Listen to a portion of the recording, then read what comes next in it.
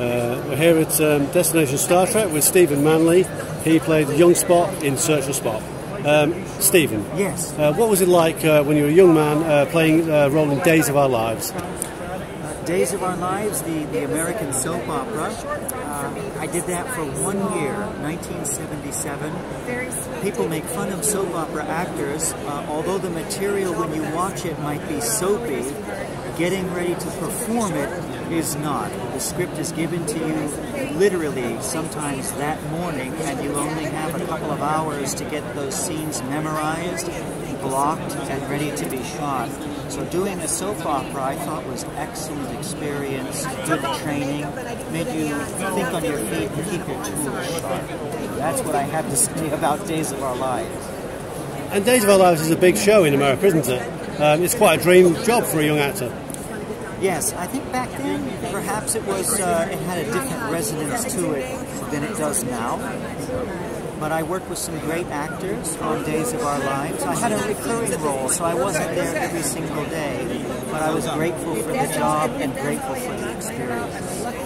And moving on to 1984, you were well, not opposite, you were directed by Leonard Nimoy as young Spock. You were taking on his role. What did you do to prepare for that role? I don't know if you were here last night. I gave a small 2-minute condensed speech about what happened and how I became young Spock. But they didn't tell me right away who I was auditioning for. I got a call to go to Paramount Studios from my manager, who had known me for many, many years. I knew that it was Star Trek 3, but I didn't know what role it was. It wasn't the normal casting process. The door opened, and I walked into Leonard Nimoy's office and had a half-hour conversation with Leonard Nimoy. He had seen me in a television series that I was in 1981 called The Secrets of Manley Heights that was written by a good friend of mine named David Jacobs. And I had a scene in a storyline that was written about my character where I was trying to make peace with my mom's death. And I come across the gypsy fortune teller at a carnival who was played by the actress Zora. And she was a friend of Leonard Nimoy's. And the scenes were very emotional. There was a lot of dialogue. Zora was, still is, an incredible actress. She was an Emmy Award winner for some work she did on a Kojak episode. So I really had to be on my toes with her. When I talked with Leonard Nimoy, the first thing he said was, "So you worked with Zora, how was it?" And I explained the whole experience, and he said, "I want you to bring what you did with Zora to what I'm going to give you, but you're not going to have any dialogue like you did with Zora. You've got to do it with emotion and feeling, body language, etc."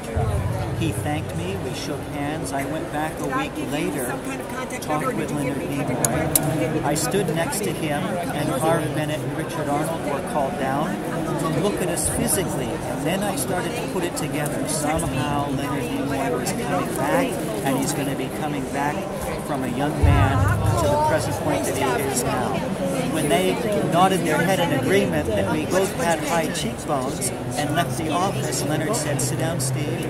I sat, he said, "You're playing me, and you're going to be playing me at 17 years old." And he said, "There's a scene called the Ponfar Ritual. It's a Vulcan ritual that has to be shot when a Vulcan male is 17 years old, and that is your scene." He said, "It's the most important role of all the young Spocks."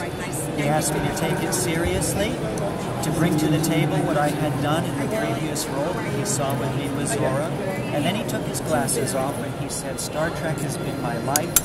I have done many parts. I've played villains, I've played good guys, I've played cowboys, I've played Marines, but everybody's going to remember me as Spock." He said, "I want you to realize that this is going to stick with you forever." He said, "Have respect for the fans, the conventions, and the whole Star Trek lifestyle just like me. If you're playing me, will you do that?" And I said, "Absolutely. I will do that. I will honor you and live up to that expectation." So that's how I prepared. Well, I genuinely believe you did, Stephen. It was a great performance as a young man. Must have been quite nerve-wracking.